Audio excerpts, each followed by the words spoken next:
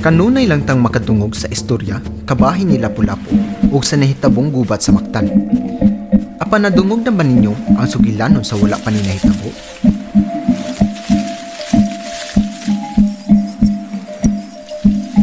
Bata pa lang, kipadako na si Lapu-Lapu sa iyang inahan nga si Matang Mataunas ug igsuon nga si Malingid nga nagbaton sa mga saktong pamatasan sama sa pagrespeto ug pagkamaking-ayon sa iyang isig katao.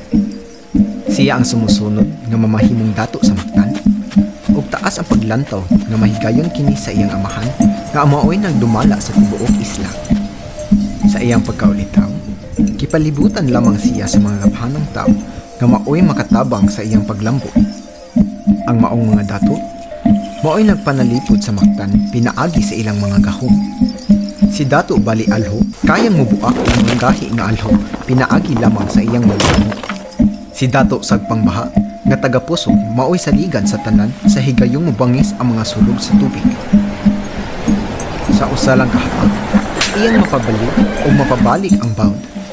Kaya ni Dato Bugto Pasan, musikmat o mga dakong bagon nga daw mura lang og mga buhok.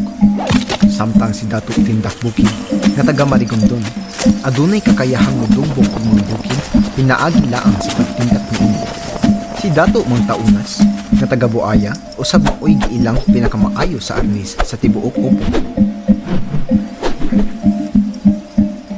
Inubanan ni Dato Mindi nga taga Ibo nga hanas sa pagpanday ug kampilan. Gipasa nila ang ilang kahanas kang Lapu-Lapu. Tungod niini nga mga impluwensya, nidako si Lapu-Lapu nga adunay igong katakos sa pagdepensa sa Mactan patok sa mga pirata. Dako ang panglantawan sa mga dato kang Lapu-Lapu sa mga kahanas niini bisan batan-on pa kini. Magpakita dayon kini og agimat nga gipinag-iya sa iyang amahan nga masiguro sa iyang pagdaog sa bisan unsa mang panagsangka. Sa iyahang agimat nagsugod ang mga istorya. Usa ka adlaw, usa ka duol nga higala sa ilang pamilya ang niabot para hulman ang maong agimat alang sa usa ka wrestling sa Subo.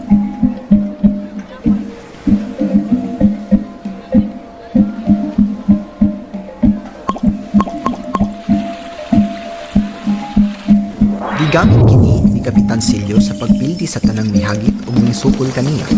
Sa matagay kayan, kanunay siyang magmalampuson.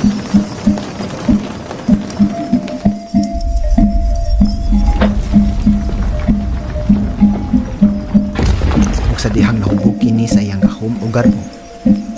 Sa panahon nga kinahanglan na kining iuli, nipauli siya sa bugo.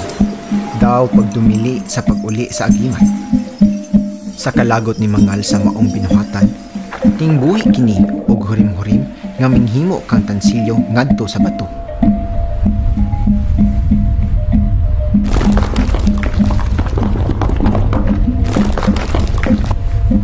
Nigana kini apan aduna paghihapoy panahon si Tansilyo sa pagpamugna og mas kusog na awog. Iyang gihembalik ka Mangal sa iyang asawa ug anak na awog sa pagkahimo og bato. Dili pa man himpit nga nahimong bato si Mangal, gipakitaan kini og bisyon nga adunay mga langyaw ang moabot aron manghasi sa Mactan. Og sa ulahing pagsulay ni ining depensahan ang komunidad, gibilinan niya si Lapu-Lapu nga magkulit og alhog gikan sa punuan sa Diante ug ipatuyok kini katulog sa dili pa ihapak sa puno sa lubi. Ug mabuak ang lawas sa lubi, madaog nila ang panagsangka. Kung dili, dapat sila mangandam sa pagtago.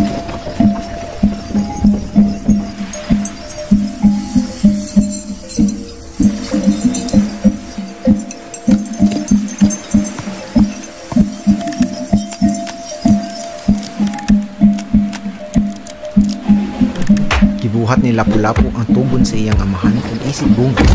Nabuak ang lawas sa punuan sa lubi. Kuno sa paglaong ug gugma, ang mga ulahing pagtan-aw ni Mangan kang Lapu-Lapu. Samtang nagpinayloay sila og panamilit tungod ang iyang anak nga mahimong usa ka bilaranong bayani sa Mactan.